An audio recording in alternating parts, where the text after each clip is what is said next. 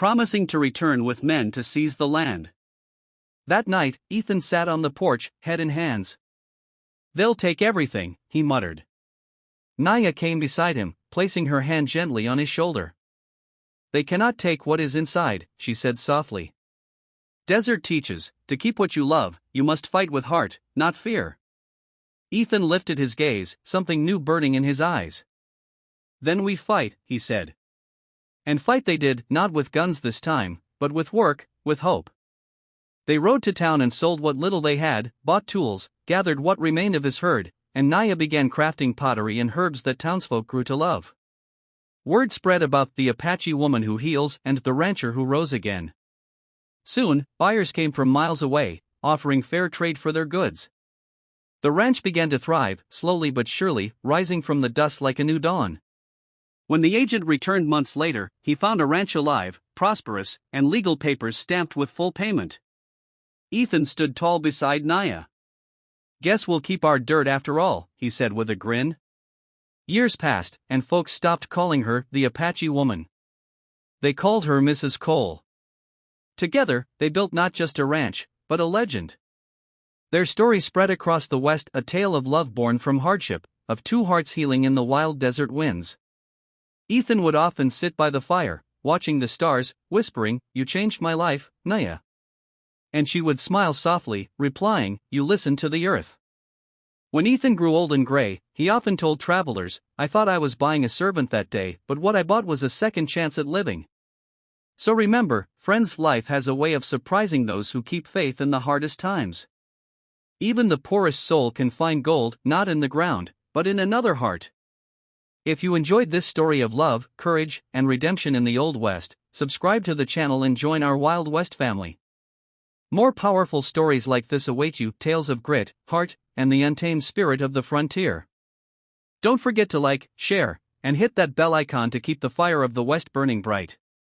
Cactus Fire Cowboy Hot Face.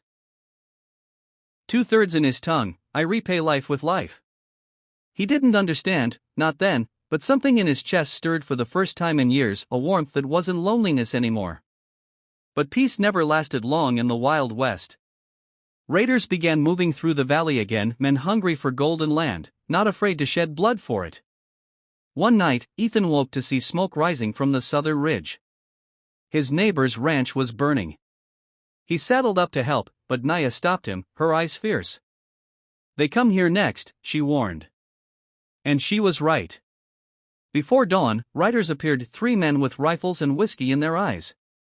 "You got Apache property here, Cole," the leader sneered. "We'll take her off your hands." Ethan stepped forward, his old rifle in hand. "You'll have to go through me." The outlaws laughed, but before they could draw, an arrow whistled through the air, striking one in the arm. Naya stood behind the corral, bow in hand, moving with deadly calm. The other men panicked and fired wildly. Ethan ducked, returning fire, his old aim steady. When it was over, 2 men lay wounded, and the third rode off into the hills screaming.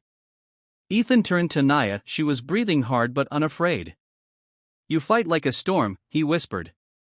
She looked at him, her face unreadable, and said, "Storm keeps life alive."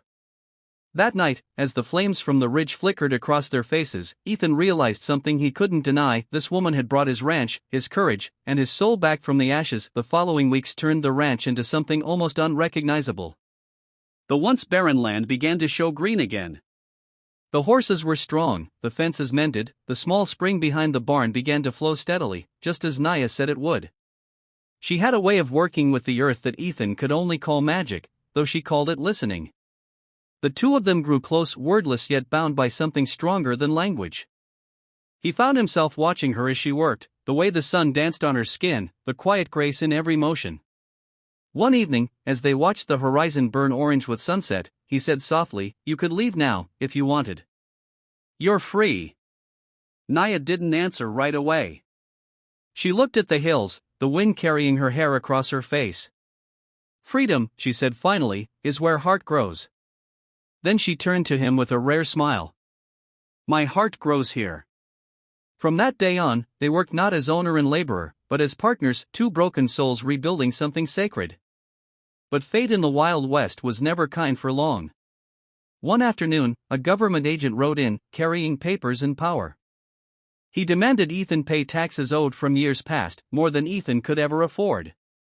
When the rancher begged for time, the agent mocked him. "Sell that squaw of yours," he said coldly. "She's worth more than this dirt." Ethan's temper flared. "She's worth more than your whole damn office," he snapped. The agent left angry. The sun was falling behind the red cliffs of Arizona Territory, casting long shadows over the broken fences and dying grass of Ethan Cole's ranch. He was a man worn down by the years, his hat torn, his boots cracked, his spirit hanging by a thread. For 12 long years, Ethan had worked this patch of land with nothing but a pair of tired horses and an aching back. His wife had died of fever when the winter storms came hard and cold. The cattle business collapsed after the drought of '78, and now all that was left of his dream was dust, debt, and a barn barely standing against the wind. The folks in town pitied him, some laughed behind his back. "Old Ethan's too stubborn to quit," they'd say at the saloon. But Ethan had nothing else. The land was his life, even if it gave him nothing in return. One scorching summer day, while he was hauling feed from town, he heard something unusual near the trading post. A group of men were bidding for captured Apache women widows, survivors of tribal wars, sold by bounty traders under the guise of labor. Ethan felt disgust twist in his gut, but he couldn't look away when his eyes fell upon one woman in particular. She stood tall, proud, though her wrists were bound.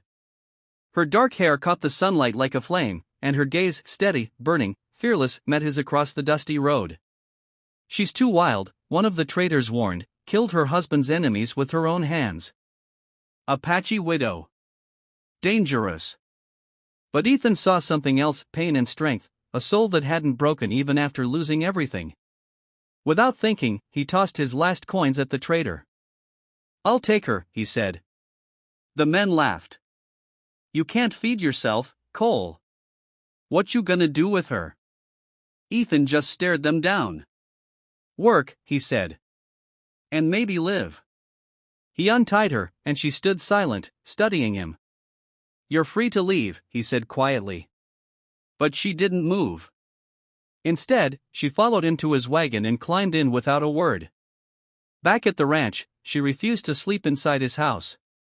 She built her own shelter near the corral and worked from dawn to dusk, fixing fences, tending horses, and mending broken things with skill Ethan couldn't believe.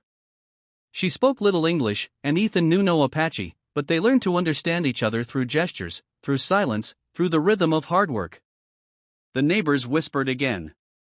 "He bought an Apache wife," they said, shaking their heads. "Man's lost his mind." But the widow, whose name Ethan learned was Naya, brought life back to his land. She taught him how to find hidden water in dry earth, how to plant herbs that grew strong in the desert, how to listen to the wind before the storm.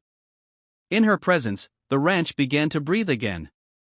One evening, as they sat by the fire, Ethan offered her food and said softly, "You've done more for this place than I ever could.